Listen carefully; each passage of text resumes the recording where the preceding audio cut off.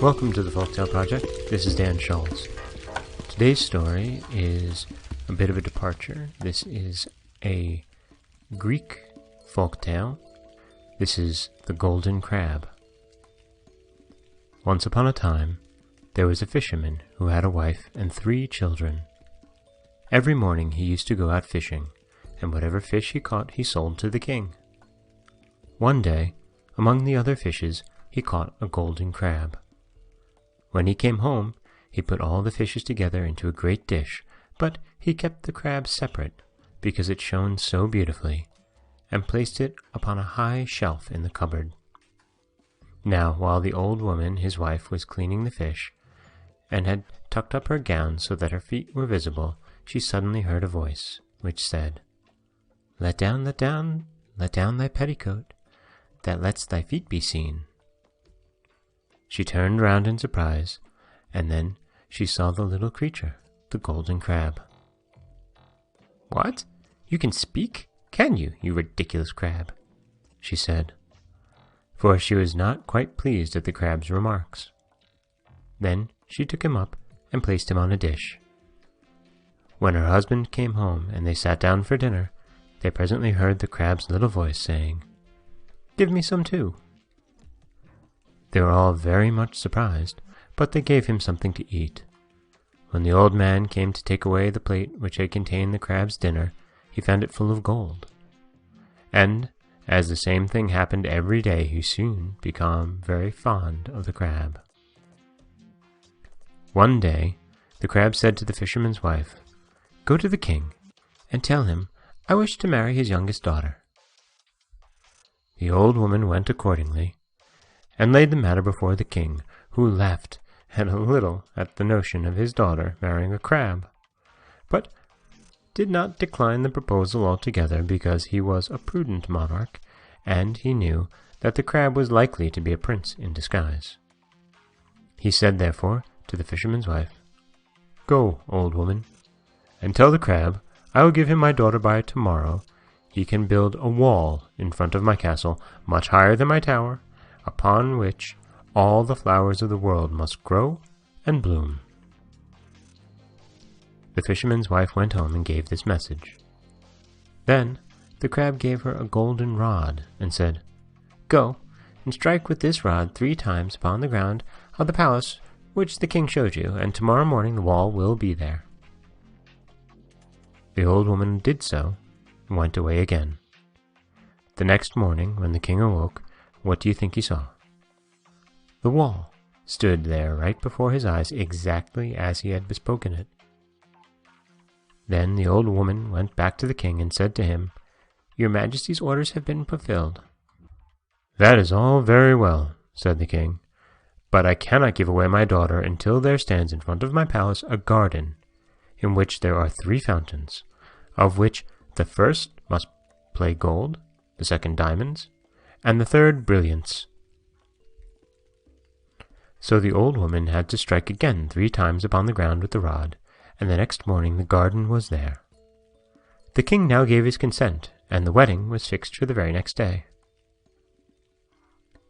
Then the crab said to the old fisherman, "Now take this rod, go and knock with it on a certain mountain, then a black man will come out and ask you what you wish for.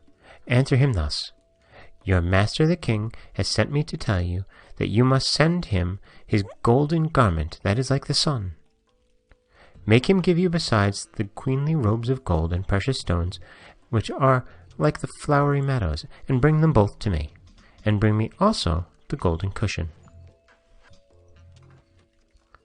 The old man went and did his errand.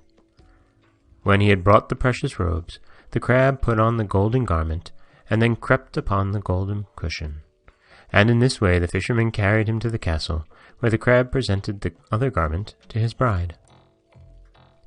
Now the ceremony took place, and when the married pair were alone together, the crab made himself known to his young wife, and told her how he was the son of the greatest king in the world, and how he was enchanted, so that he became a crab by day, and was a man only at night, and he could also change himself into an eagle as often as he wished.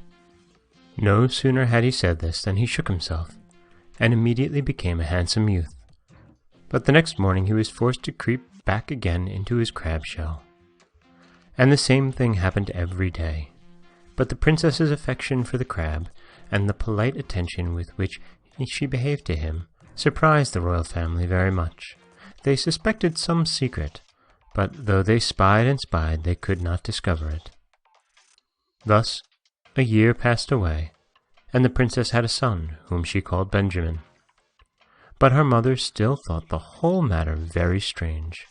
At last she said to the king that he ought to ask his daughter whether she would not like to have another husband instead of the crab. But when the daughter was questioned, she only answered, "I am married to the crab, and him only will I have." Then the king said to her, "I will appoint a tournament in your honor, and I will invite all the princes in the world to it, and if any one of them pleases you, you shall marry him." In the evening, the princess told this to the crab, who said to her, "Take this rod, go to the garden gate and knock with it. Then a black man will come out and say to you, 'Why have you called me, and what do you require of me?' Answer him thus, 'Your master the king has sent me hither to tell you to send him his golden armor and his steed and the silver apple, and bring them to me.'" The princess did so, and brought him what he desired. The following evening, the prince dressed himself for the tournament.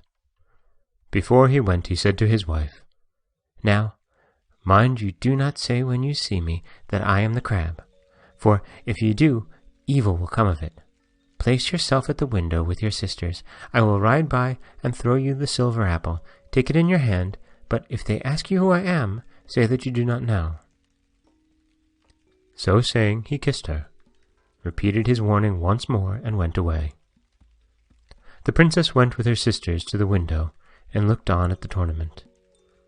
Presently her husband rode by and threw the apple up to her. She caught it in her hand and went with it to her room, and by her husband came back to her. But her father was much surprised that she did not seem to care about any of the princes. He therefore appointed a second tournament. The crab then gave his wife the same directions as before, only this time the apple which she received from the black man was of gold. But before the prince went to the tournament, he said to his wife, "Now I know you will betray me today." But she swore to him that she would not tell who he was. He then repeated his warning and went away. In the evening, while the princess, with her mother and sisters, was standing at the window, the prince suddenly galloped past on his steed and threw her the golden apple. Then her mother flew into a passion, gave her a box on the ear, and cried out, "Does not even that prince please you, you fool?"